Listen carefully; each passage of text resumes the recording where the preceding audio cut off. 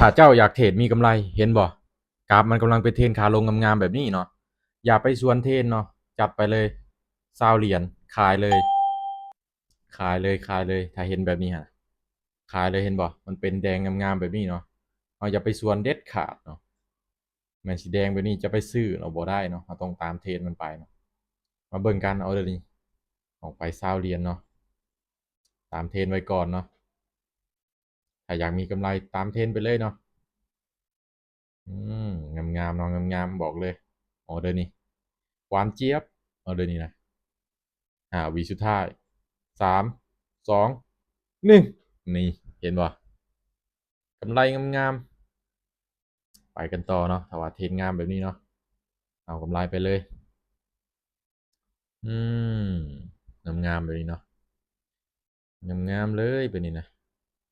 ปกติหมักสีเขียวเนาะแต่ว่าเป็นสีแดงงามแบบนี้ก็หมักคือกันเขียวผักโตเนาะมาขายอีกบาทหนึ่งขายเลยขายเลยออเดอร์นี้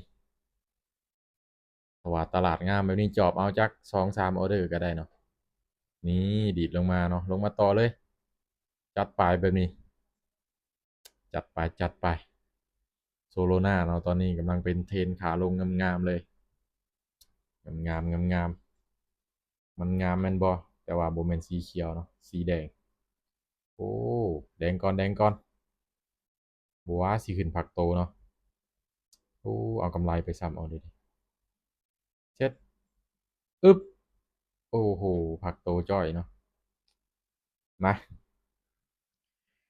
บ่เป็นหยังบ่เป็นหยังขาดทุนไปก็คูณเงินเนาะคูณเงินออเดอร์นี้ถ้าว่าแบบนี้เนาะมักสลับเนาะแบบนี้มักสลับเนาะมักสลับ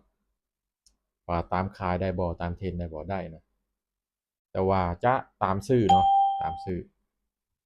ตามซื้อขึ้นไปโอ้ซื้อแฮงซื้อดันขึ้นเนาะแฮงซื้อดันขึ้นก่อนเลยมาตัดสินใจไปขึ้นไปบัดนี้มาตามเทรนในออเดอร์เดียวบ่ขึ้นไปขึ้นไปขึ้นไปขึ้นไปขึ้นไปอืมจังใดออเดอร์นี้3 เขียวงามๆสั่นละบ่สั่นละบ่วิสุดท้าย3 2 1อื้อหือกำไรมา38 ดอลลาร์งามๆหยุดเลยเนาะหยุดเลยเอาเข่านี่มันโบเมนงามแล้วเนาะกว่าสิมาตามเทรนแดงๆมันเปลี่ยนแล้วเนาะมันเปลี่ยนไปตามเทรนสื่อบ่มาเอาไปมันไป8 เหรียญเนาะถ้าพลาดก็หยุดมาตามเคียวเลยซื้อจัดซื้อขึ้นไปเนาะมาโอ้แดงผักโตเนาะโบเป็นยังมั่นใจขึ้นได้โอ้โหลงมาจอยเนาะเอาเดือนนี้เนาะ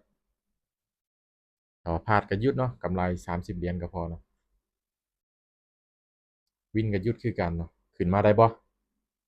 ขึ้นมาอือหือจังได้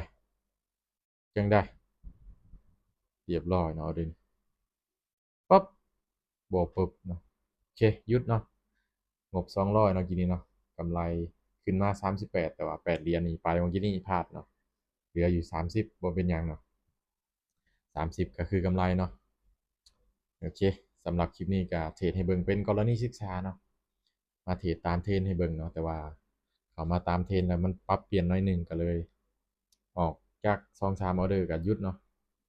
มันบ่งามแล้วเนาะโซนนี้เนาะมันบ่งามละตอนนี้กำลังแบบแดงๆเลยเนาะแต่ว่ามาเปลี่ยนตอนนี้ก็เลยหยุดเนาะกำไรมาแล้วเนาะ30 เหรียญเกิน10%เนาะสำหรับคลิปนี้ก็เทรดให้เบิ่งเป็นกรณีศึกษาเนาะบ่ได้ชักชวนผู้ใดให้มาเทรดนำใครที่อยากลงทุนทางด้านนี้ยินดีให้คำปรึกษาเนาะและขอยมีกลุ่มให้ศึกษาฟรีเนาะสำหรับคลิปนี้ขอขอบใจ